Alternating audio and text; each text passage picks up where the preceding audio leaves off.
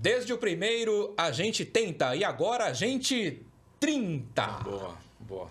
30. Chegamos ao 30. Parabéns a todos nós. Parabéns a nós. Aliás, a você que tem ajudado bastante a viabilizar esse projeto. Para mim é uma diversão. Você vem se divertir, né? Porra, vem aqui, cara. Conversa com as pessoas inteligentes, pessoas bonitas, pessoas... Né? Você se refere aos convidados, claro. Você não. Carlos Alberto Pinheiro, 30 episódios do podcast Autoaventura, tudo bem? Tudo jóia. E tudo de pau. Muito obrigado pela sua colaboração desde o primeiro episódio. Estou aqui desde o primeiro. Desde o primeiro e sempre colaborando, viabilizando. Só faltei uma vez. Duas vezes. Eu tenho contado as suas Então eu faltei duas faltas. vezes. Desculpa pelas duas faltas. Mas sempre viabilizando esse projeto, eu agradeço. E no período em que eu completo 10 anos de jornalismo automotivo, né? Desde a reportagem no Jornal Motor da Tribuna, passando pela edição e depois site Autoaventura, revista Autoaventura, agora podcast, TikTok e tem mais coisas que podem aparecer. Outros mais 10 anos. E sempre tem a possibilidade, né? Sim. E nesse meio tempo, nesses 10 anos, houve o crescimento, e aí mais do que explícito, mais do que vertiginoso e mais do que claro, do carro elétrico ou do veículo elétrico, né? Tá fazendo 10 anos, na verdade, o primeiro linha de série saída aqui do Brasil, que é o Prius. 10 anos de Prius? 10 anos de É Prius. um belo carro, viu? Fui com ele até Belo Horizonte. Na volta, a gente abasteceu, que ele é híbrido, então ele é híbrido convencional, então ele não é ligado em tomada. Tem 2 motores. Tem 2 motores, um elétrico e um a combustão. E ele, na desaceleração, na frenagem, vai regenerando essa bateria, vai ganhando autonomia. Em Belo Horizonte, a gente abasteceu, trouxe o tanque cheio e até São Bernardo do Campo não precisou abastecer. Maior parte do tempo em estrada, né? Que você gasta mais. E quando você fala em carro elétrico, você fala também em meio ambiente, né? Sim. Você fala em mobilidade, você fala em meio ambiente também. Sim. E quando eu quero falar de um assunto, eu trago alguém que entenda do assunto. Se eu quiser falar de mecânica, eu falo com você. Beleza. Se eu quiser falar de funilaria e pintura, eu falo com você. Comigo. Agora, para falar de meio ambiente, vamos falar com o cara. Vou falar com quem entende. Não só entende, como está no cargo, ocupa o cargo que trata diretamente do assunto. Mais que justo, né? O cara que entende vai resolver, né? Está conosco o secretário de Meio Ambiente de Santos, Marcos Libório. Muito obrigado pela presença. Tudo bem? Tudo ótimo, Paulo. Tudo ótimo, Carlos. É um prazer estar aqui com vocês, né? Estou aqui acompanhando esse bate-papo e aí é de repente 30, né? Pelo que basicamente isso. Parece aquele filme, de repente 30. Exatamente, isso aí. Não, e seriam menos. Teve alguns que a gente achou que não ia acontecer, né? E aconteceram. Então, Deus está ajudando bastante. É isso aí. O Marcos Libório é vereador eleito, né? Com mandato, mas licenciado agora para trabalhar na secretaria. Mas tem aí um mandato de vereador e trabalhando pela cidade há quantos anos já? Entre secretaria, vereança? Vereança é uma bela palavra. Eu assumi a secretaria em 2017, né? Então já vão aí 6 anos intensos de trabalho, né? Com vários projetos apresentados. Na Câmara, inclusive, também. Ficamos lá, apresentamos mais de 13 projetos de lei, fora um monte de requerimento. A coisa tem funcionado muito bem, né? A gente entende que há uma coerência, uma perseverança na sequência da política. E uma continuidade, que está... né? E a outra gestão, você já era secretário também, né? Já fui secretário com o Paulo também. E agora secretário com o Rogério. Legal isso. E se você... O pessoal acha que não é uma secretaria mais à parte, é nada, é tudo inserido. E hoje, eu sei, na Prefeitura de Santos, uma sinergia entre as secretarias, né, em que uma completa a outra. Então, a semana, ela ainda se fala semana? Fala semana. Não, que eu sou do tempo da CEIG, do Demutran, né? Então eu preciso, às vezes, me atualizar um pouco. Mas ainda se fala semana. Fala. E é interessante isso que você está falando, porque assim, a pauta meio ambiente, Paulo, antigamente realmente era uma pauta um pouco paralela, marginal, algo assim um pouco mais lúdico, ficava mais apenas no campo da paixão, vamos colocar assim. É uma questão vital, uma questão de vida. E cada vez mais faz parte da gestão da cidade. Ganhou uma importância diferente a pasta de meio ambiente. Ganhou uma vida. Você vê que os temas mesmo mudaram, né? A gente deixou de falar somente de árvore, de rio, fala de tudo isso. Nós somos aqueles que defendem o meio ambiente. Mas para você inserir uma pauta tecnológica, que é a questão dos carros elétricos, você precisa também elevar o nível de debate para questões importantes que acabam afetando toda a economia, o social, tudo isso acaba se relacionando. O debate vai começar, mas antes deixa eu só passar as pessoas que também ajudam a viabilizar este podcast. Então vamos lá. Nós temos a RR Peças. Vamos lá. Vila Rica Rent-A-Car está conosco já há bastante tempo também. Vila Rica, que tem um trabalho muito sério também.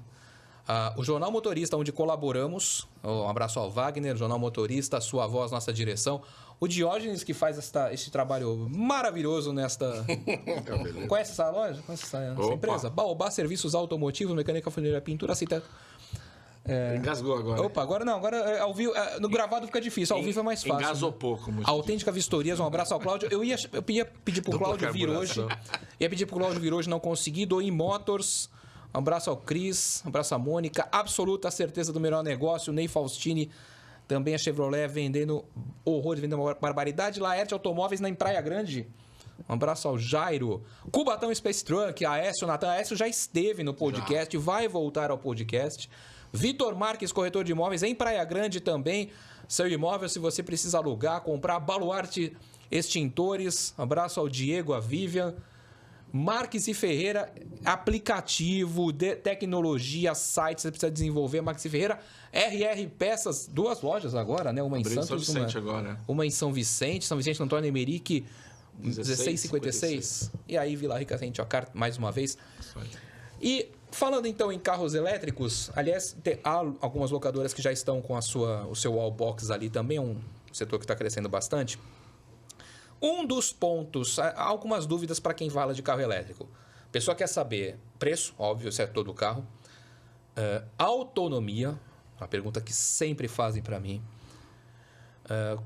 Onde vou carregar e quanto eu vou gastar de energia? Essas são as 4 perguntas básicas. Nós vamos para a terceira. Onde vou carregar? O carro elétrico está crescendo no Brasil. Isso é um fato. Claro que não é uma febre, não é viral, não é nada disso, mas está crescendo.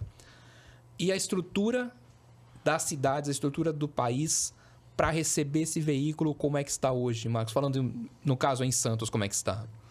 Olha, Paulo, a gente observa que há muitas iniciativas particulares, né? As empresas já entenderam e que há uma necessidade de você ofertar aos seus clientes esse conforto, porque realmente é a escolha do cliente. Então, ele precisa falar a linguagem. O que a gente observa são alguns pontos de grande fluxo, supermercados, hipermercados, alguns locais com um público diferenciado, né? Você tem algumas lojas um pouco mais estruturadas que já conseguem ofertar. O que a gente tem procurado fazer em Santos, né? Nós estamos para lançar um edital para a instalação de 14 pontos de recarga na cidade.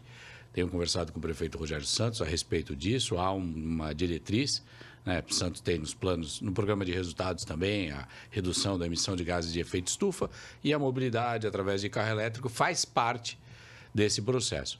Então, o que o edital prevê? A instalação de carregadores em local público, a ocupação de algumas vagas.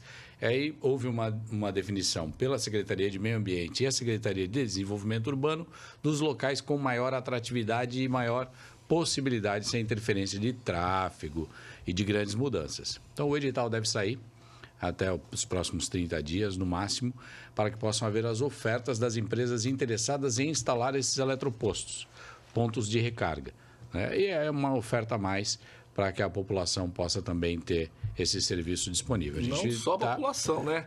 Parte de turismo também. O cara pode descer a serra, carrega, passa o dia e volta, né, cara? É isso. Esse é o estudo. Então, são pontos turísticos, museus, o próprio quebra-mar, a ilha de conveniência, perto de alguns locais de interesse. Realmente, esse estudo foi feito junto com a Desenvolvimento Urbano, CET e Meio Ambiente, para que a gente possa realmente ter esses espaços definidos. Mas não necessariamente orla, existe alguma coisa mais para dentro da cidade? Ou... Até Zona Noroeste. Foi uma questão que a gente fez também de instalar em toda a cidade, né? Espalhar pela cidade inicialmente, e que a gente considerasse também os vários pontos logísticos, né? Interesse. O próprio Zona Noroeste também. Tudo gratuito?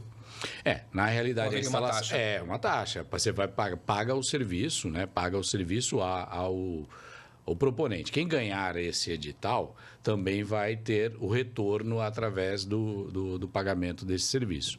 Tá? Então, o que não vai ter para o município é o custo de instalação dos pontos de recarga. E nem a preservação, nem a manutenção. A manutenção também fica por conta do interessado. Mas que justo, né? Claro. Sim. Sim, e aí o que acontece, né? Nesse tipo de edital é o leilão reverso, é o melhor benefício pelo menor custo, o melhor benefício para a população pelo menor custo de instalação e para o município. Então, é um leilão interessante e o que importa é realmente a oferta de serviço. Porque a gente já percebeu também que Santos, como o Carlos falou muito bem, está nessa rota de interesse, não só de negócios, de turismo, de serviços. A população local tem interesse também em pontos de recarga e a gente encontrou aí uma equação interessante. Muito legal. Nós já temos uma demanda, então, que justificaria essa instalação. Nós temos, como eu disse, não é algo viral, mas é algo que está em crescimento. Então, nós já temos um número desses carros, desses veículos, que justificariam. Sim, e são dois aspectos também. Além desse, da oferta, e também porque Santos ela tem essa diretriz de você colocar a redução de emissão de gases como um fator principal na circulação aqui na nossa cidade. Então, nós precisamos, de alguma maneira, já começar. Né? Então, estamos começando com os veículos de passeio e logo em sequência com outros veículos de carga, inclusive. Legal. A gente fala também, fala veículos elétricos, porque você tem agora alguns caminhões, você tem as motos, tem os ônibus. Os ônibus, a gente estava falando um pouco antes de começar a conversa aqui, como a gente tem uma empresa privada que cuida do transporte coletivo, que é a Piracicabana, essa empresa ela pode tomar a decisão de colocar ônibus elétrico para rodar sob sua própria gestão. Quer dizer, eu coloco o ônibus, eu coloco o ponto de recarga na minha garagem e tudo bem, e tudo certo, quando segue o jogo. Isso aí seria assim. Uhum. Né? No mundo ideal, funciona desse jeito. A questão o custo de implantação, de aquisição desse veículo, pela observação da própria empresa, ainda é impeditivo. Porque você tem um custo de um ônibus elétrico que é muito mais alto. Ela pode fazer, lógico que pode fazer, desde que ela não repasse para a tarifa. Uhum. A tarifa é que vai dizer. Então, isso acaba sendo um ponto a ser discutido. Né? O custo de inovação, aprendizado, tudo isso da própria empresa. E ela colocar os veículos elétricos com recarga, por exemplo, nas suas garagens, etc., tudo bem, está tudo tranquilo. A questão toda é que a gente precisa ter o equilíbrio financeiro das tarifas, né? Então não pode. O que ela não pode é chegar depois na Secretaria de Finanças e falar: olha, eu comprei um ônibus elétrico, estou tendo prejuízo, precisa aumentar a passagem. Né? Aí não dá, aí não pode, aí realmente fica complicado. O que a gente tem que aumentar o benefício, né? Vamos falar aqui. São algumas medidas que derrubam a popularidade de prefeito, né? A tarifa do ônibus é uma delas, né? De prefeito, qualquer político, né? Se aumentar a tarifa, é complicado. Você é do tempo do trólebus, né, Paulo? Sou, claro. Andei muito, pô. Nós tínhamos 4, 8. Nós tínhamos o elétrico aí, né? Tinha. Não, você está falando que 10 anos do Prius. Mas, na realidade, não estou falando de Brasil, mas se falar de mundo, o primeiro veículo elétrico que teve foi em 1888 na Alemanha. Que parecia uma charretinha, mas era elétrico. Então, o conceito de veículo elétrico é antigo. Já é muito antigo. O que é impeditivo, justamente, é que nós estamos evoluindo e aumentando a escala, acaba reduzindo o custo, não só o custo de serviço, de aquisição e tudo, é justamente essa quantidade, né? De itens ainda importados, uma série de coisas. O trólebus, como a gente conheceu, é algo que eu lamento, assim, não ter mais na cidade. Acho que daria ainda, sabe? Acho que faltou uma boa vontade, entendeu? Nessa decisão de ir tirando aos poucos. Acho que daria para ter ainda. Estava tudo pronto, né? Eu acredito que, assim, fundamental que a gente precisa pensar é na integração entre os modais. Hoje a gente tem um VLT que atravessa a cidade, elétrico, que vai até o centro agora, nessa fase 2, Valongo e tal. O que a gente precisa? A gente precisa ter essa integração. Quando a gente fala de ônibus elétrico, que também é uma possibilidade, ou de trólebus, a gente tem que pensar a ligação entre as estações do VLT e pontos ainda não atendidos. Se você sai ali, por exemplo, Bernardino, sai ali do Canal 3, Francisco Glicério, e vai até a Ponta da Praia. Ou, né, e vai para o Quebra-Mar. Você precisa fazer essas interligações mais eficazes. Isso é um ponto. Ponta da Praia você não tem você não chega até lá. E não tem integração ali, né? Na Estação Porto, por exemplo, você não tem essa integração. Não tem. Mas é importante que a gente consiga trafegar por toda a cidade dentro dessa possibilidade de malha viária modal, de elétricos. Né? Então você interliga. Santos é cortada por várias ciclovias. Sim. A gente precisa integrar esses modais também. Você acha que... Eu falei, senhor, é sacanagem.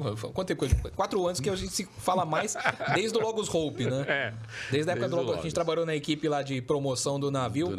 Ali foi um negócio meio saudosista, porque eu tinha ido visitar o Dulos nos anos 80. Então, eu também. Então, o Dulos, depois o Logos 2. Então, eu falei... Aí quando falaram, precisa melhorar a comunicação, eu falei, eu vou lá que eu vou colaborar lá. Foi legal. A sua participação foi fundamental. Não, a gente só teve TV Tribunal ao vivo, né? A fila para entrar depois era... Aquilo foi legal. Foi muito bom. Aquilo foi legal.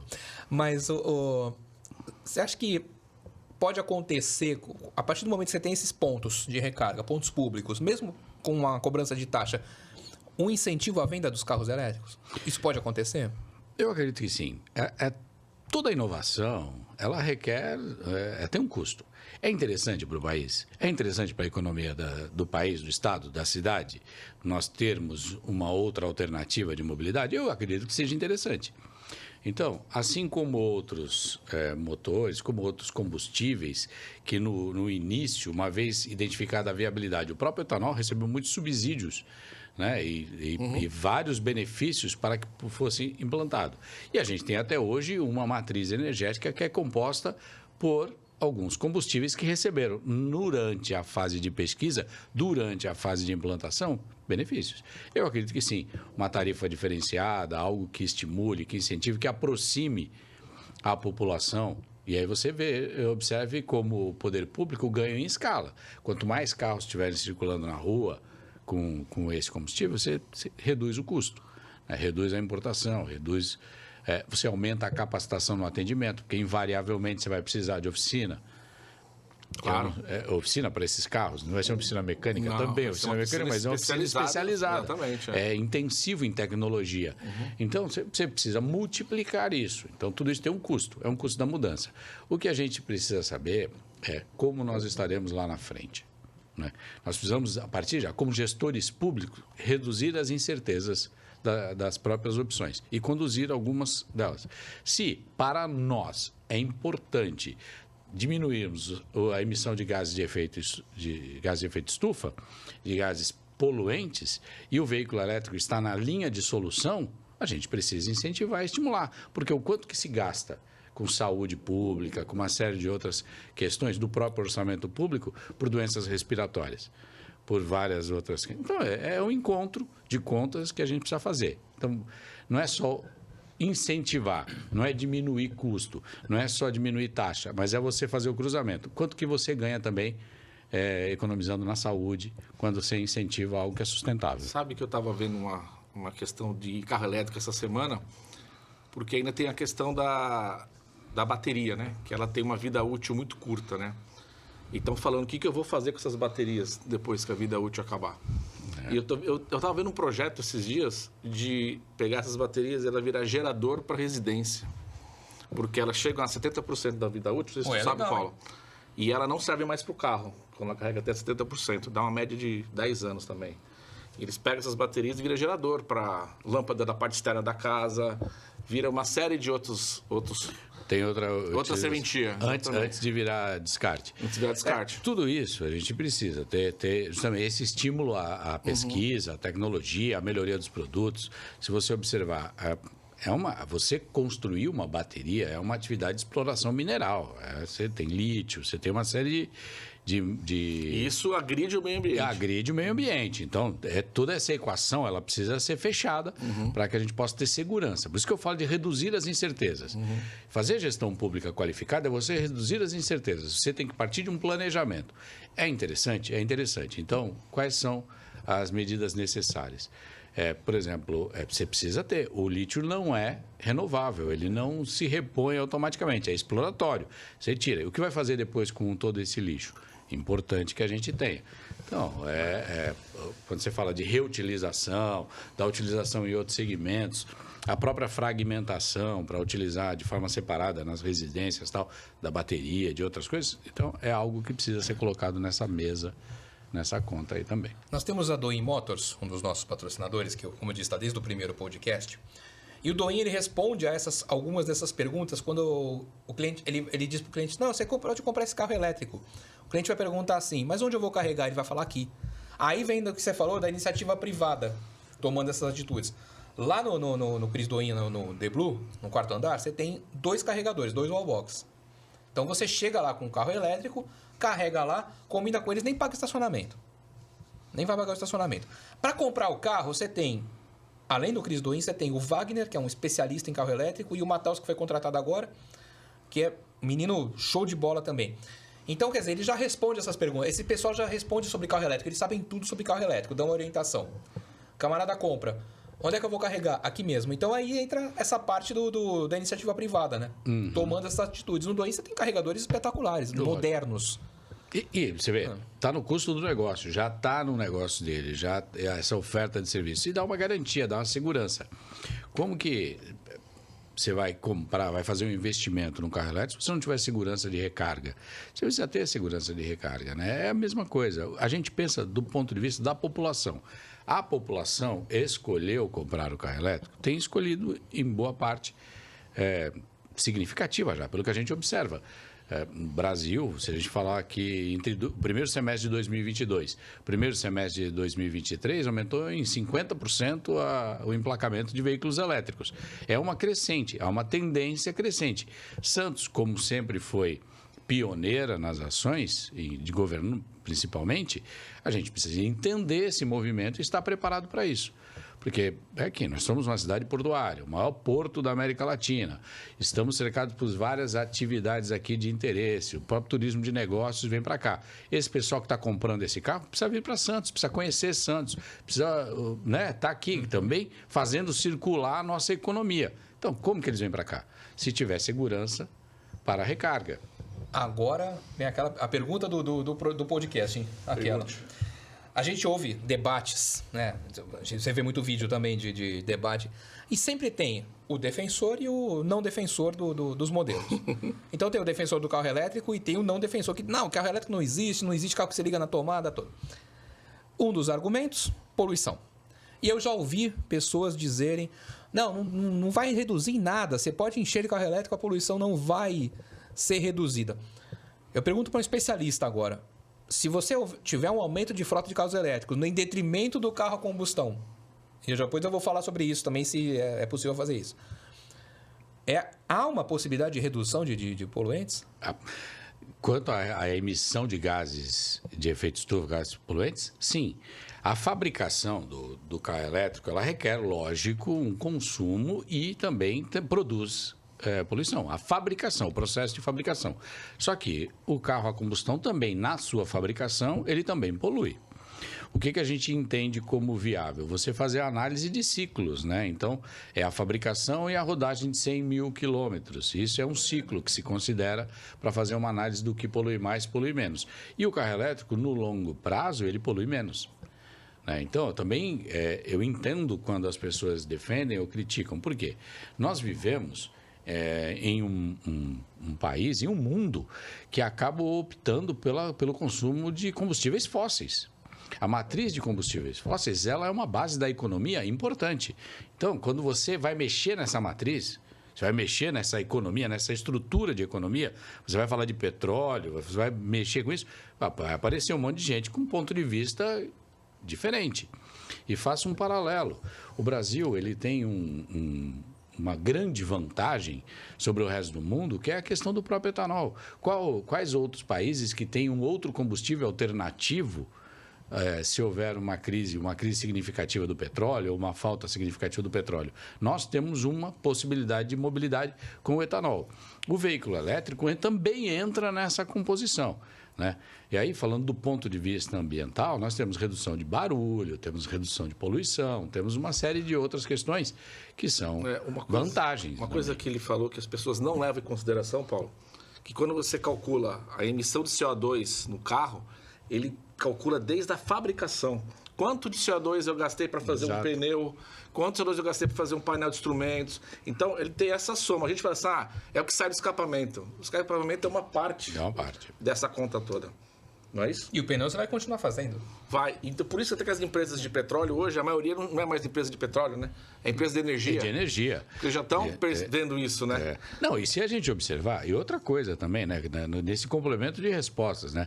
Se a gente observa legalmente e de planejamento, a União Europeia, a partir de 2035, já começa a taxar veículos e... Eu vou te falar que essa semana... 0 quilômetro não vende mais. Já cortaram isso já. Essa semana cortaram isso. Já. Eu vi isso de sexta-feira.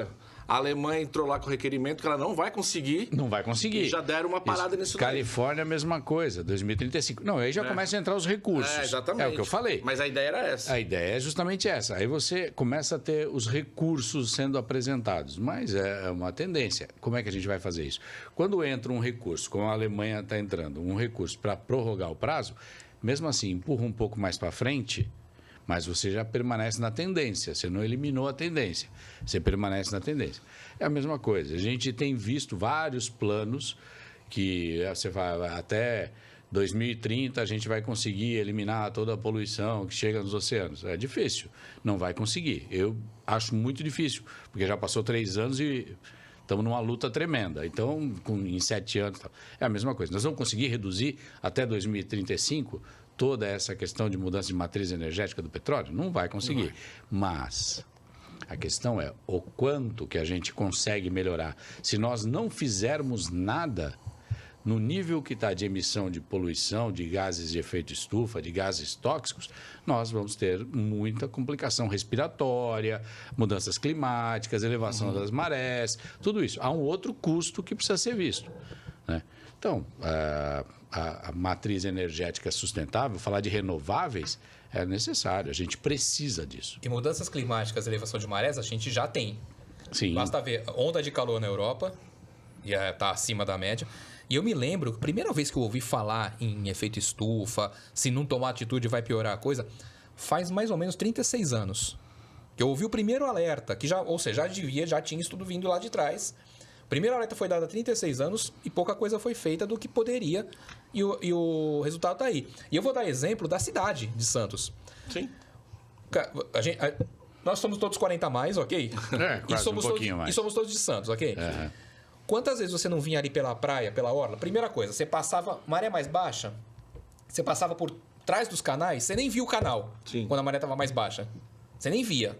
Hoje, se você não for por pontilhão, você não passa. E outra coisa, chegava na ponta da praia, Tinha ponta. você ia por faixa de areia até o pontilhão que tinha ali onde hoje eu amo Santos ali. Sei. Ali era um pontilhão, tinha até uns quiosques, Verdade. uns trailers, né? De lanche e tudo. E ali você, quando a maré estava baixa, você subia por ali, né? Você saía da areia por ali. Hoje é impossível, mesmo com a maré baixa. Você não faz mais aquilo. Não faz. E ali, em 2018, Paulo, a gente acabou colocando uma estrutura de geobags ali para justamente porque há uns 2 anos atrás, em 2016, houve a invasão da água nos prédios e tal, a ressaca muito forte. E aí a gente colocou uma estrutura de geobags para proteger, reduzir a energia das ondas e acumular um pouco de areia naquela região. Até hoje deu certo. A parte protegida daquele projeto deu certo, não quebrou a calçada e a água não invadiu mais. Mas tocando nesse ponto, você me dá a oportunidade de falar qual que é o custo de não fazer nada. O custo de não fazer nada é altíssimo do ponto de vista energético. Nós precisamos pensar diferente. E aí tem todo um custo de inovação, etc. O carro elétrico está passando nesse negócio. E nessa linha do tempo, a gente tem que ter uma mudança de comportamento da população. Uma mudança de comportamento da indústria, né? Hoje, a exploração sem controle, digamos assim, ou com pouco controle, e o uso de energias poluentes, combustível fóssil, aí a gente vai acabar, de alguma maneira, contribuindo ainda mais para esses riscos. Nós vamos ter mais invasão, mais maré, mais problemas de saúde. É complicado. Eu não sou nenhum profeta do apocalipse. Mas eu sou realista. Essa é a ciência aplicada na gestão pública. O que eu estou falando da faixa de areia é coisa de 30 anos atrás. Com certeza. Tu está falando, hoje, nós estamos na segunda metade de agosto. Cadê o inverno do Santos aqui? Então, é o ninho. É o ninho. 1 ou 2 dias de frio? É o ninho. Estamos aí com o ninho. 1 mês e meio de inverno, né? Se alguém perguntar, mas o que o carro tem a ver com essa história tudo? Sabe por quê? Sabe qual... Eu fui aprender agora, passei por um workshop na Renault sobre carro, não sobre carro elétrico. A Renault queria enaltecer o Kwid E-Tech. Tudo bem. mas você acaba transportando para os outros carros. Qual um dos fatores para aumentar ou reduzir a autonomia da bateria? Temperatura externa. Porque a temperatura externa, aí é a tua especialidade, influi em pneu. Sim, tudo. Até no celular, tá quente, a bateria vai embora toda. Influi em pneu. Outra coisa, temperatura alta, você vai andar sem ar-condicionado? Aí gasta mais bateria. A gente fez um teste, a gente fez um desafio de andar no trânsito de São Paulo, em subida, em um monte de coisa. E a ideia era gastar o mínimo possível de bateria. Com o Kwid. Com isso. Tava 32 graus em São Paulo com o tempo seco e a gente sem ar-condicionado. Foi gostoso. Foi uma delícia. Foi uma delícia, sabe? Pô, vocês ficam aí fazendo lembrar de coisas. A gente lembra coisas. E tu lembra quando a gente houve a liberação do mercado? Porque como nós somos 40 a mais... 40 a mais. Antigamente não tinha tantos veículos. A gente viu o plano cruzado. A gente viu o plano cruzado. E houve a liberação do mercado de automóveis. E aí vieram aqueles Niva. As carroças do carro. E os Niva, o Lada, o Niva, que funcionava a menos 35 graus lá, chegou aqui para funcionar a 40 graus. Não funcionava, cara. Tinha que tropicalizar os componentes eletrônicos. Não sei se vocês lembram disso. Lembro. Mas houve uma grande mudança tecnológica, porque a faixa de trabalho daqueles componentes eletrônicos não era para países como o nosso, com as temperaturas. E observa, essa faixa já elevou, já está aumentando. Então há uma mudança tecnológica aí importante, né, acontecendo também. E, cara, falando nisso, tem hidrogênio aí batendo na porta, né? Tem hidrogênio. Mas antes de você falar de hidrogênio, o que é que isso muda para a Baobá Serviços Automotivos, para a parte de mecânica? Um aumento de carros elétricos. Você vai ter que especializar o time, vai ter que... Começa tudo de novo. Tudo, não só para mim, para todo mundo, né? Reset mesmo. Nós estamos na época de todos esses carros estarem na garantia. Então, tá todo mundo fazendo manutenção na concessionária. Acabou na garantia, 3, 5 anos, você tem que mudar todo o esquema, né? Se o cara colocar a mão naquela bateria, ele pode até morrer, né? Tem um choque, ele pode tomar de 5.000 volts. Então, tem todo uma questão de treinamento, de pessoas... É uma especialização. Totalmente diferente. Totalmente. Diferente. Então, a gente vai entrar num outro segmento de mecânica. Então, aí é conversar é ver se o governo do estado, que tem o Senai, se no Senai está havendo essa especialização, né? Saber se no Senai está... É uma pergunta, uma pauta interessante. Não, eu já procurei e não achei. É uma pauta interessante. Saber se no Senai está havendo... Se as pessoas estão saindo do Senai ou dos cursos... Sabendo, por exemplo, alguém bate na tua porta lá e diz, acabei de me formar e eu me especializei em carros elétricos. É ótimo. Talvez no Senai de São Bernardo, talvez tenha ali, né? Tem um grande no Ipiranga, em São Paulo. Ipiranga eu fui lá. Normalmente essa iniciativa vem das próprias montadoras, né? Vem de quem realmente já quer criar uma estrutura de serviços e qualificar essa estrutura de serviços. Mas esse ponto ele é fundamental. Fundamental. A questão da recarga é apenas um dos stakeholders, né? Apenas um dos fatores de funcionamento do sistema. Mas a manutenção, toda esse auxílio, essa rede auxiliar, ela precisa estar qualificada também, né? Você falou também que foi conversado com a concessionária de energia sobre a devida instalação, né? E assim, a gente tem que entender que há estudos que dizem, se eletrificasse a frota inteira do Brasil, o aumento do consumo de energia seria em torno de 6%. É significativo? É significativo. Mas nós temos um crescimento também, que já é um crescimento vegetativo, que é em torno de 5%. Então, é um investimento que a gente dá para suportar, porque você teria na produção. Você não vai ter um apagão por causa disso. Isso, não tem apagão por causa disso. Está falando do Brasil, não de Europa, né? Eu estou trazendo aqui alguns conceitos, não estou defendendo uma coisa nem outra, porque o que a gente precisa é ter equilíbrio e justamente o carro elétrico é interessante? É interessante. Então vamos seguir como que a gente soluciona todas as questões de infraestrutura, de oferta, de preço e realmente de manutenção, porque também ninguém vai querer os carros parados aí pelo caminho atrapalhando o trânsito. Fala de hidrogênio, você ia falar, eu te cortei. Não, é uma tecnologia que já não é nova, mas que é muito interessante para a questão da energia elétrica, porque na Europa eles estão queimando termoelétrica para carregar o carro elétrico. Aí fica uma coisa que, poxa, se eu estou com elétrico para não ter poluição, eu vou queimar combustível, é incoerente, né? Então, o carro a hidrogênio, ele tem uma grande vantagem, que ele não tem as baterias igual o carro elétrico tem. Sim. Então, você imagine já o impacto menor. Bem menor. Aí a gente já está falando de um outro nível de grandeza. Isso, exatamente. Já é um benefício bem superior. Hoje, daria muito bem para os ônibus a hidrogênio, porque hoje o conversor da célula de combustível ela é muito grande e pesada. Então, para um carro de passeio fica pequeno. Mas, recentemente, nós vimos a reportagem da USP, que eles fizeram um conversor de metanol a etanol. Para hidrogênio. Então, hoje abastece o carro, esse carro que tem na USP, que estão testando, né? Você coloca etanol nele, ele converte para hidrogênio, que transforma em energia elétrica, que abastece o carro elétrico e solta no escapamento água. Então, é perfeito isso. Você não tem baterias, você tem que fazer aquelas baterias enormes, ele converte na hora. Então, a autonomia dele é o que se tiver de gasolina no tanque. Então, essa tecnologia, para mim, quando a gente tiver uma escala maior, vai ser melhor do que carregar o carro na tomada. Não, com certeza. Com certeza. E assim, o que a gente precisa? E o Brasil é riquíssimo em pesquisa. Você está falando da USP. O Brasil é riquíssimo em pesquisa. É riquíssimo numa capacidade produtiva e criativa. Só que o Brasil é um dos países que menos patenteia produtos no mundo. Isso aí é uma coisa que chega a ser desafiador. Por quê? Porque a gente tem um setor de pesquisa que ele não é subsidiado, ele não é incentivado, não é estimulado, né? As universidades têm uma grande capacidade de pesquisa. A gente poderia ter dado essa volta já e realmente figurar como um dos principais países na mobilidade sustentável, né? Porque realmente o hidrogênio está nessa linha de solução. É o Mira, da Toyota. Então, esse carro já roda nos Estados Unidos, mas lá ele roda com um posto de abastecimento de hidrogênio. Esse carro teve no Salão de Elétricos ano passado, lá no Center Norte. Sim. Esse carro foi exposto lá. Só que lá ele roda com hidrogênio. Sim. Aqui eles converteram para etanol. Então, aqui a gente está usando, quer dizer, nosso combustível que nasce na terra, né? E aí converte para hidrogênio e gira a eletricidade. Em Santos nós temos, a gente falou em ônibus, nós temos alguns micros, aqueles grandes, os ônibus maiores estão circulando ainda? Está funcionando. Você vê como eu tenho andado um pouco na cidade, né? Mas os micros eu vejo. Tá.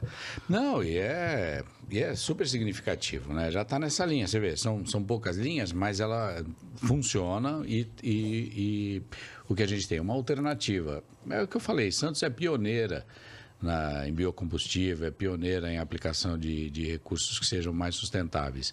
Essa linha de coerência é que a gente vem trabalhando já há bastante tempo, a gente não pode perder. Então, o transporte é estimular o transporte coletivo menos poluente, é estimular o transporte do próprio VLT. Nós temos aí essa matriz aí que já nos favorece. Santos é uma cidade que é predominantemente plana, tem as áreas de morro.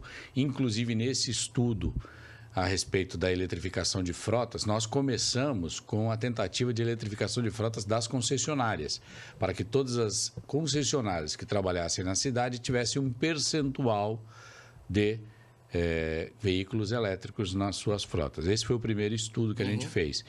E aí a gente acabou esbarrando justamente na questão dos morros, porque ainda você tem uma perda maior nessa atração de veículos mais pesados para subir. Depende do ponto, de onde para onde você vai dar no morro. Por exemplo, se você vai fazer aquele corte de caminho que eu já fiz tantas vezes, você vai para a Zona Noroeste, vai ali, Morro da Nova Sintra, né? Às vezes pelo Campo do Jabaquara na Caneleira, tá tudo certo. É uma subida só, depois uma descida e vai embora. E na descida ele ganha autonomia, o carro. Mas se você for para São Bento, Vila Progresso, é outra pegada. É outra. E a gente não pode também deixar de prover essas comunidades de serviços. Mas ali é muito mais subida, você pega, né? Isso, você pega muito mais subida. Tem duas subida ali pro São Bento que são legais, que o ônibus vai ali, são legais, hein? Logo depois da igreja ali. Ali é onde o filho chora, como é que é? A mãe não vê. A mãe não vê, né? Eu levei a Cris uma vez, a gente tava na quermesse lá da paróquia que tem ali, na São João Batista ali, né? Se eu estiver errado, me perdoem, por favor. E aí, na volta, eu ia muito, na época do Expresso Popular, eu ia muito no morro, muito. E a gente cortava caminho por ali. E a gente cortava caminho porque, às vezes, estava um trânsito violento na cidade, a gente estava em cima do morro, vamos aqui pelo São Bento. Quando tiver aquela... passa por cima do morro ali, quando tiver aquela divisão Bull Fontana, desce e sai no centro de Santos, na São Francisco, né? Se você não sabe, faça esse caminho um dia. E falei, vou fazer o caminho que o Expresso faz aqui, que a gente faz para ir pro centro. Daqui a pouco ela olhou assim... Mas passa ônibus aqui? Eu falei, passa um de cada lado, né? Passa, né? Uma via estreita, passa um de cada lado. Então, realmente... Mas o que tem de subida e descida ali é muito mais do que a própria Nova Sintra, é uma área plana quase. Você sobe ali pelo pelo Campo do Jabaquara. Pelo CT dos Santos ali, Morro do Jabaquara, né? Quando você chega lá em cima, até a igreja é plano. Sim.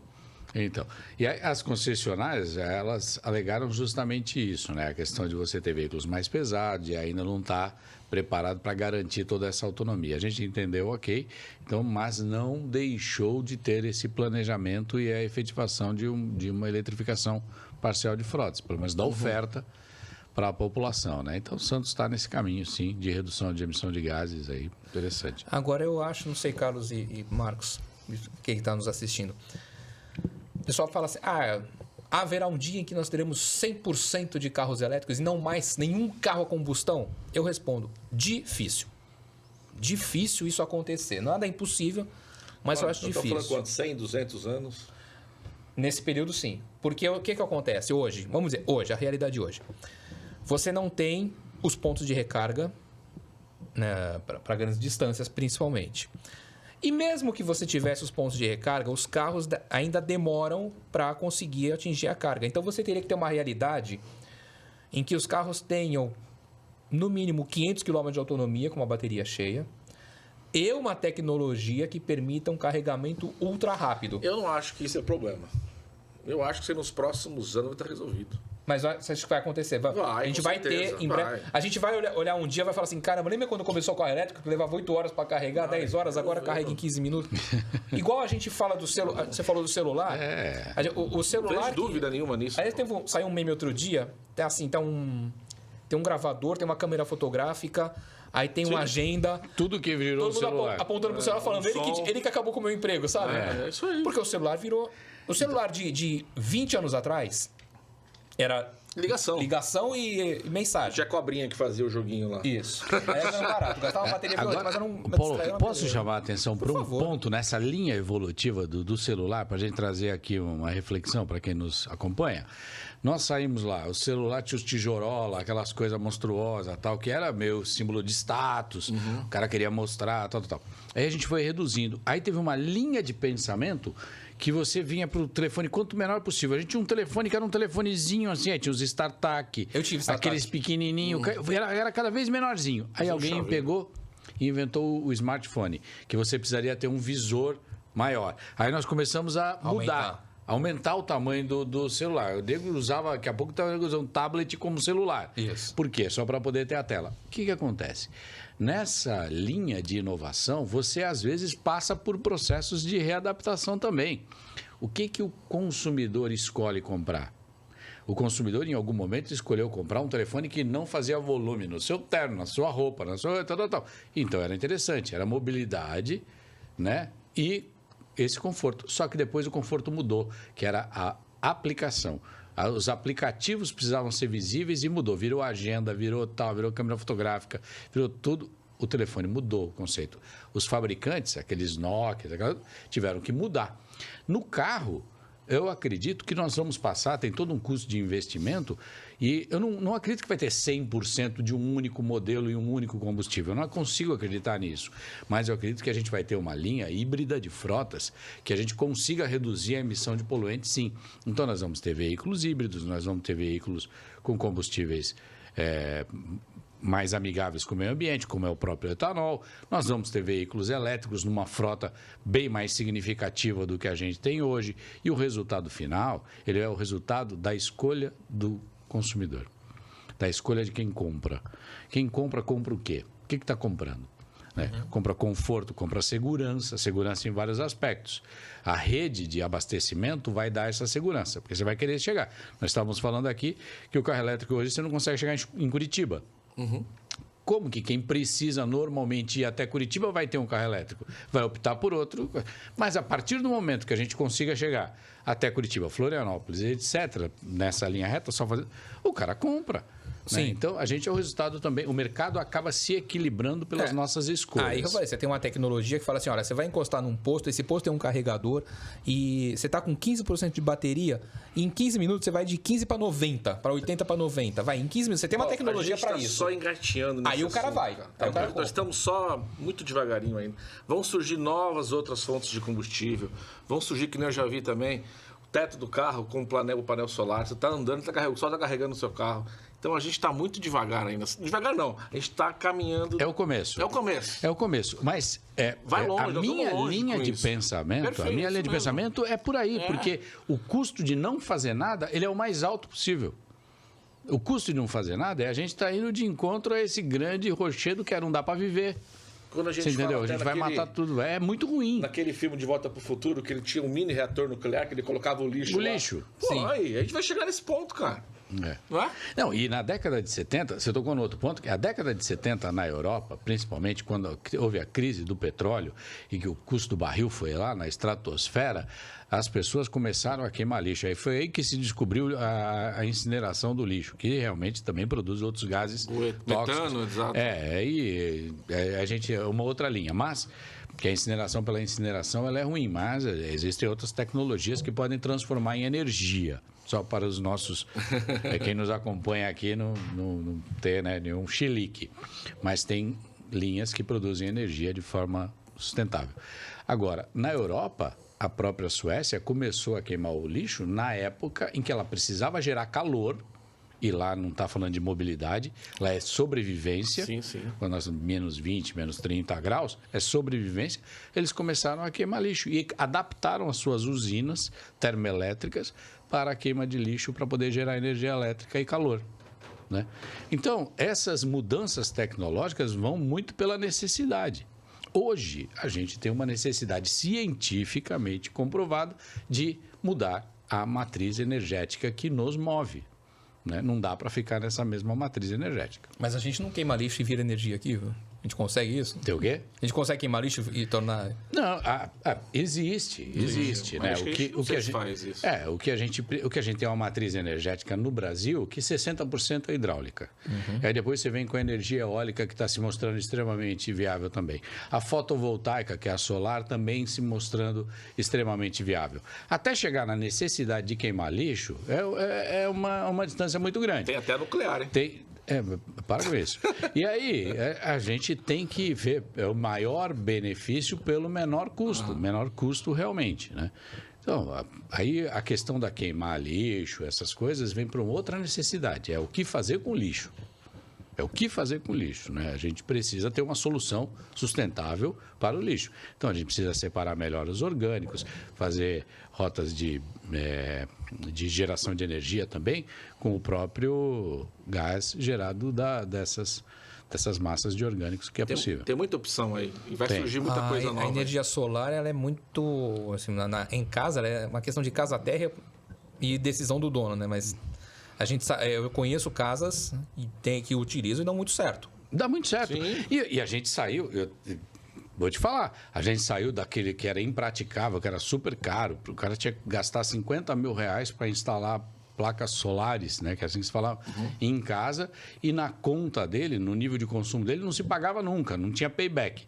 Hoje em dia, não. Hoje em dia, a própria concessionária já bate na conta, você pode produzir aqui, consumir no outro CNPJ da tua empresa, você vende para a concessionária. O mercado amadureceu e hoje se tornou viável. Então, você tem no varejo, a aplicação de energia fotovoltaica de uma forma muito mais viável, em questão de 20 anos.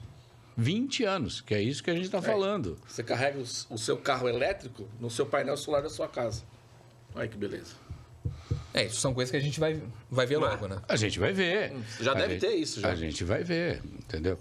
Então, é isso. E quando você falou da sua viagem aí, que você foi e foi recarregando durante o percurso, é uma solução que inteligente, é uma solução que realmente te agrada, te dá a sensação de segurança, autonomia. Sim. E te agrada, porque é isso que o consumidor acaba comprando. Ele quer ter segurança. Quer ter segurança. Imagina, você foi numa viagem de negócios, mas qualquer coisa você se vira. Mas agora coloca você, seu filho, sua esposa, dentro de um carro, você sai numa estrada aí que você vai, o próximo posto a 200 quilômetros, sei lá. Você está num outro nível de segurança. Entendeu? Você quer ter um equipamento na mão que te garanta que vai chegar. Chega lá 4 horas para carregar. Exatamente. Aí é complicado. Tem 2 caras na tua frente. Foi complicado. Tem 2 carros na tua frente esperando. Aí esquece. Aí esquece. Foi aí que eu falei. Você tem uma tecnologia que em 15 minutos você dá uma carga enorme. Em 15 minutos no máximo. Ok. cara fica, entendeu? Nós vamos chegar lá, Paulo. Mas eu acho que chega também. Chega, claro que chega, pô. Eu dei esse exemplo do celular por isso.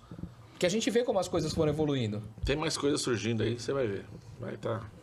Eu Talvez para daqui uns 100 anos a gente não tenha mais combustível fóssil queimando para isso. Queima para outras coisas, mas não para isso. Mas aí tem a questão econômica também. Tem muita gente ainda que...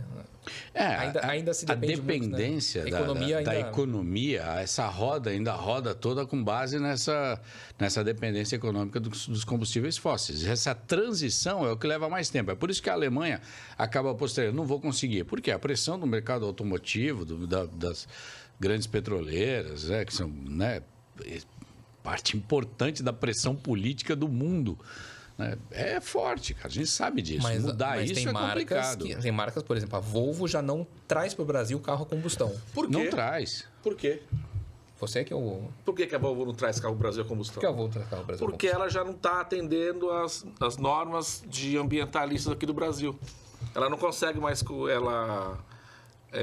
bater as metas de emissão. De emissão. De emissão. Aquele Hummer, tem vários outros veículos que não se enquadram mais na gestão brasileira. E assim, nossa regulamentação ambiental é uma regulamentação que funciona.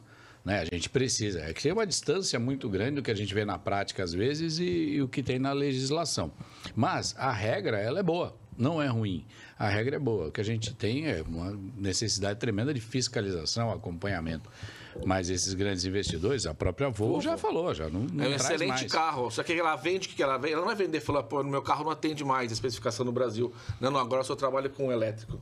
É mais bonito de dizer. É lógico, não. Nós estamos enxergando o futuro. Em alguns estados dos Estados Unidos, ela tá lá com o carro combustão lá. Porque lá atende ainda. Nós estamos olhando para o futuro, sabendo que o futuro é elétrico. Mas aí, os Estados Unidos queimam carvão na nossa base da nossa matriz. É hidrelétrica. Lá os caras têm uma grande carvão na matriz. Na China é carvão também.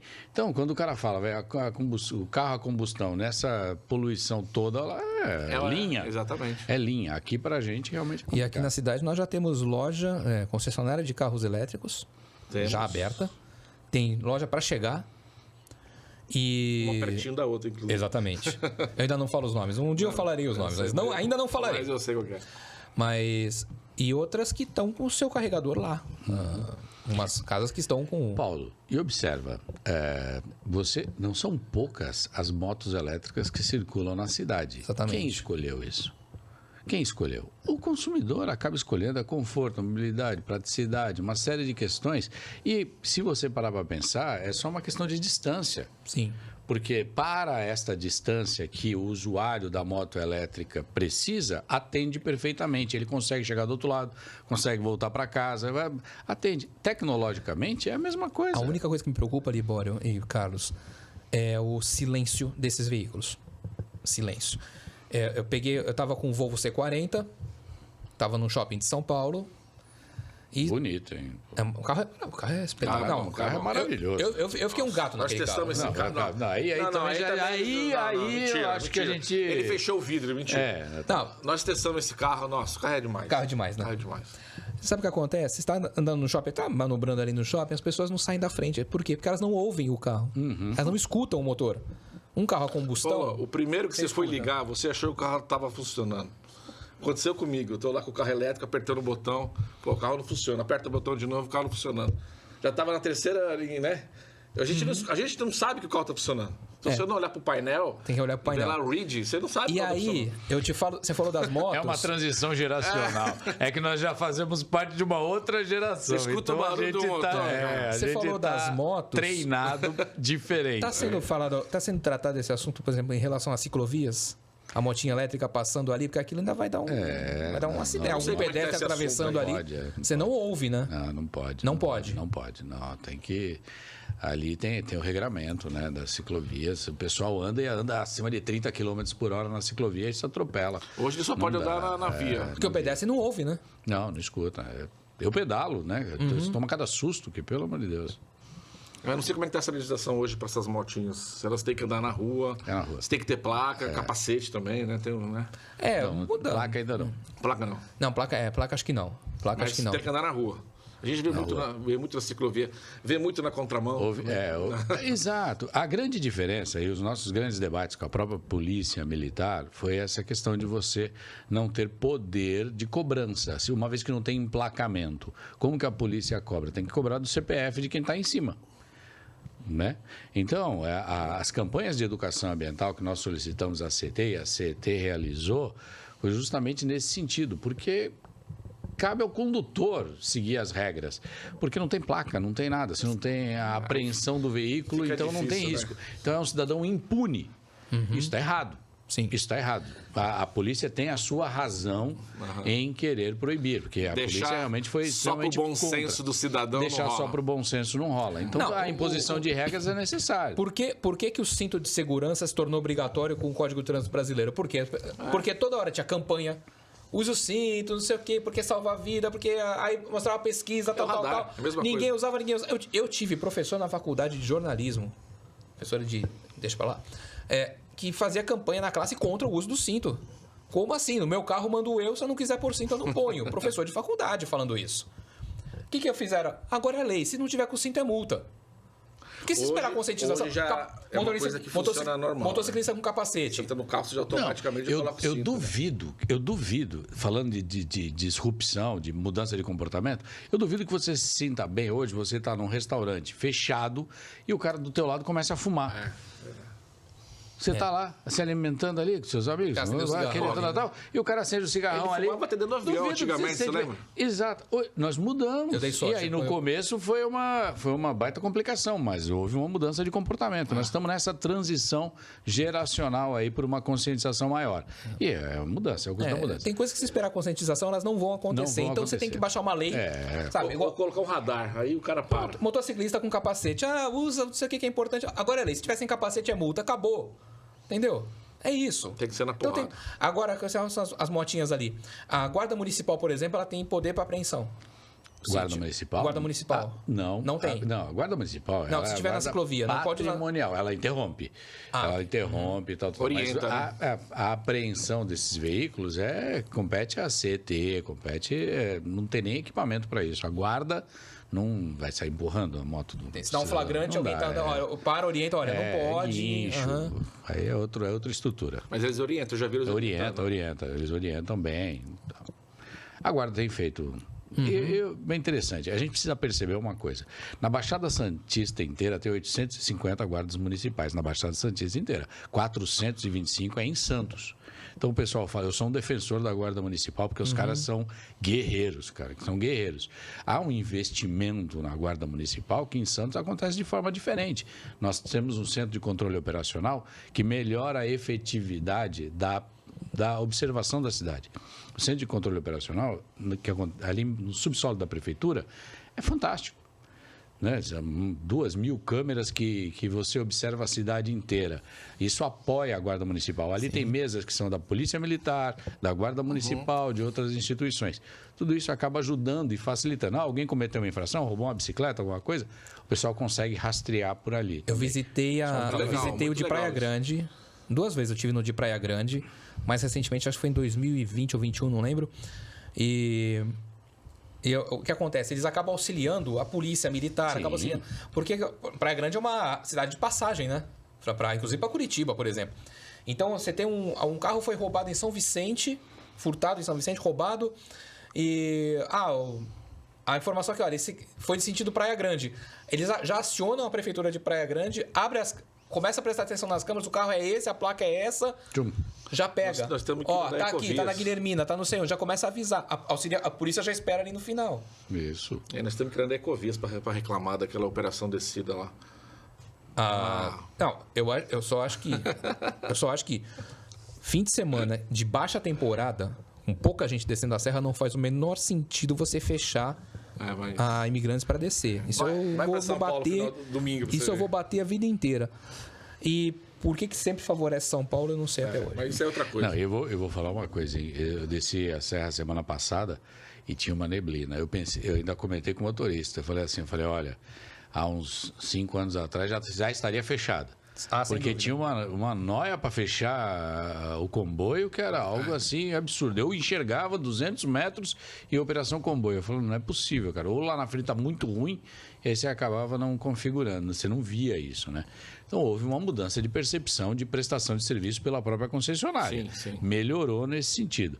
Agora, concordo com vocês, a gente não pode ficar aqui em detrimento de benefícios de outros, é sempre com a pior parte. Né? Essa operação descida, a gente tem que ter os nossos direitos preservados também. Esse final de semana eu vou muito pro interior, sabe? Nesse final de semana, Dia dos Pais, passou, né? Eu desci de São Paulo 5 da tarde e estava aberto para descer. Tava aberto. Cara, eu nem acreditei, cara. Nem Eu tive Chorou, a lágrima escorreu. Assim, minha mulher adora, que ela detesta ela enjoa, não encher. Eu tive a experiência em julho também, fui um domingo lá, fui para Interlagos, né, na etapa da Stock Car, na volta também estava Legal. também estava aberta. Também difícil, estava aberta a hein? imigrante. Difícil. Mas antes era assim, Não, domingo direto, você já todo sabia. direto. Todo Não, mundo sabia. Não importava o final de semana, Então já era tudo a regra. bem. Como? Então tudo bem. Então vamos fazer o seguinte, você paga R$ 35,20 lá pelo pedágio para descer. Tá mais, não? E aí você pode descer pela Anchieta pela Imigrantes, tudo bem. Ah, mas agora eu precisei fechar Imigrantes, você só tem Anchieta para descer, então reduz o valor do pedágio nesse período. Não, se eu não tenho o direito de escolher, se eu não vou por opção, se eu vou por a única pista que vocês me dão, então se reduz o valor. Essa é a briga do Estado, né? Aí já é governo do Estado. Aí realmente é governo do Estado. Aliás, uma das questões Santos conseguiu resolver até para não entrar em conflito com o governo do Estado, que a pior coisa que acontece é quando um poder entra em conflito com o outro. Eu falei que não queria falar de política, mas preciso um pouco. É quando um poder entra em conflito com o outro. O governo municipal não pode ficar brigado com o governo estadual e o governo estadual não pode ficar brigado com o governo federal. Por mais que haja divergência de partido, de ideias, você tem que conversar. Né? É importante. Toda ruptura é prejudicial. Quando você tem uma ruptura, pela forma que é formada, pela forma da nossa república, inclusive com repasses federais para o Estado, para os municípios, você não pode ter rupturas nessas relações. Não pode ter rupturas ideológicas, porque quando há ruptura ideológica, quem sofre é a população. Né? Se você fala de serviços públicos, assistência social, existe uma linha de recursos que vem do governo federal, governo estadual, que é aplicado no município. Tudo acontece no município. O Estado é uma entidade institucional, a federação é uma entidade. Nós moramos no município. Aqui é onde o lixo acumula, aqui é onde o Cacá a fala turma isso. precisa. O Cacá Teixeira fala isso. Você mora na cidade. Você mora na cidade. Franco Montoro sempre falava isso. Cacá Teixeira, grande amigo, meu vizinho de prédio. Mora Muito legal. A gente mora no mesmo prédio. E, inclusive, me passou. Eu sou subsíndico, ele é do conselho aí, só para... Esse nível, além de presidente da Câmara. O Cacá já faz pouca coisa na vida. É presidente da Câmara, é vice-provedor da Santa Casa, e ainda por cima é do conselho do prédio. Do conselho do prédio. Eu também. A gente fala, como é que a gente fala? Mas o Cacá... Depois eu volto para lá para a questão do pipeline dos recursos. Manda um abraço para ele. Manda um abraço pro Cacá. O Cacá é malandrão. Cheguei no prédio lá, quando eu comprei, ele falou, olha, bora aqui, a gente faz um rodízio. Cada ano síndico, não sei o que. Eu falei, não, você está de brincadeira. Não, esse ano é você. Eu falei, não, Cacá. Já chegou. Nunca fui síndico, eu queria passar a perna. Mas voltando, toda ruptura entre esferas de governo, ela é prejudicial. É prejudicial. Por quê? Se você fala de assistência social, você tem uma linha de provisão de recursos para você acolher entidades, abrigamento desses moradores, pessoas em situação de rua, vem do governo federal. Você não pode ter ruptura, porque a partir do momento que o cara lá em cima, por uma diferença ideológica, fecha a torneira, a cidade é que sofre, a cidade acumula o problema. Né? Então, a gente tem que ter justamente uma linha de política, de construção política que seja sinérgica. Né? Não dá, é lógico que sempre irão existir as questões políticas partidárias, mas nós vivemos aqui num país que é uma matriz, tem mais de 50 partidos. Não dá para você ficar preso nisso e em prejuízo da população. É justamente o contrário. A população é prioridade e precisa ser atendida. Onde que a cidade resolveu uma questão que podia dar problema? A balsa do Guarujá, que aliás, ligação seca também é um outro assunto também que eu não vou discutir hoje, que a gente não vai nem ter tempo para isso. Mas você tinha um problema, a balsa que é um serviço estadual, que refletia nas cidades, e aí as cidades pagavam esse preço. Inclusive, teve gente que falou em Santos, mas a cidade não pode pagar pelo problema do Estado. Eu falei, olha, só uma coisa, o prefeito e o governador são do mesmo partido. Vamos arrumar uma briga aqui nos tucanos, né? Então, mas Santos resolveu com a nova ponta da praia ali. Assim, a cidade... O embarque. Entendi. A cidade não sofre mais ou... Reduziu-se esse sofrimento. Até o aquário ali, né? Quando tá caótico o negócio, é outra história. Não tem jeito, é gargalo. Mas quando está normal ou mesmo uma espera acima da média, não vou falar de ligação seca agora. Túnel jornalista Paulo Rogério vai vir logo aí. Tá vindo logo aí. Túnel jornalista Paulo Rogério. Vai chamar... Você tem que morrer primeiro pra botar teu nome no túnel. Não, vai chamar túnel. Você acha que eu vou estar vivo pra ver esse túnel? Não, Paulo tá tendo. Túnel jornalista Paulo Rogério. Mas... Vamos até o nome pro túnel. Mas porque o que acontecia ali? Você tinha o mercado de peixe e você tinha a prioridade entrando ali pelo mercado. Quando estava ruim a balsa, aquela prioridade começava a entrar na Realberto. Aí você tinha um ponto de ônibus ali, o ônibus vinha... Você tinha que andar no meio dos carros para embarcar no ônibus. Aí tinha idoso, tudo. Não, então, e a fila vinha até o aquário. E a fila então o que foi feito? Não, todo mundo ali... Pega até o canal 7... Ficou bom. Embarque. Ficou bom ali. Então, quer dizer, até chegar ali... Demora. Ficou bom. É uma doca ali. São 3, 4 então, faixas, quer dizer, né? são ações que você faz... exatamente. São ações que você faz e você começa a minimizar esses problemas. Na estrada você pode tentar uma conversa também, sei lá, para ver se consegue. É que parece que a gente não manda nada nessa questão de ecovias, né? A gente não tem... É tudo que o pessoal quer, tudo favorecer o paulistano, né? Pô, e por isso que eu falo, não basta... E aí eu tô com um vereador eleito... eleger uma coisa, só que depois ele tem um mandato de 4 anos e você tem que cobrar. Tem que acompanhar. E cobrar. Tem que acompanhar. Fala, vereador, está acontecendo isso. Tem que ver a cidade. Essa questão que a gente conversou aqui da Guarda Municipal, estava conversando hoje com o munícipe, justamente ele falando, a questão da Guarda Municipal, eu fui tentando colocar alguns pontos de vista que Santos é realmente diferenciada nessa questão da atuação da Guarda Municipal do que Guarda Militar. Muito. E a gente tem que entender as responsabilidades da polícia, da Guarda Municipal, da Polícia Civil, da Polícia Militar. São responsabilidades distintas. Tudo reflete em segurança, mas são responsabilidades distintas. Então, cuidado, porque você acaba culpando aquele que está fazendo o certo. Né? Então, a gente tem que entender. Há um papel da polícia. Há ainda algumas localidades, algumas questões que a gente precisa entrar na cidade com segurança? Vai negar? Não, a gente tem que ter segurança para entrar em alguns locais. No Morro, na Zona Noroeste, em alguns locais, realmente precisa. É uma atuação só da Guarda Municipal? Não, é uma ação conjunta da polícia. Eu fiscalizo a questão dos descartes irregulares de entulho, uma série de coisas que aterra os mangues, tá mantendo o tema aqui de meio ambiente, que aterra o mangue, tal. Eu, em algum momento, eu só consigo entrar nessas localidades mais remotas com o apoio da polícia. Então, são atribuições, responsabilidades que a gente tem que dar, cada um a sua esfera. No meu tempo de Expresso Popular eu entrava. E aí nós estamos falando... eu vou. Expresso Popular... Não, mas o Expresso... Porque eles entendiam que o Expresso defendia o lado deles e tal. Isso. Eu entrava tudo nesses lugares todos aí.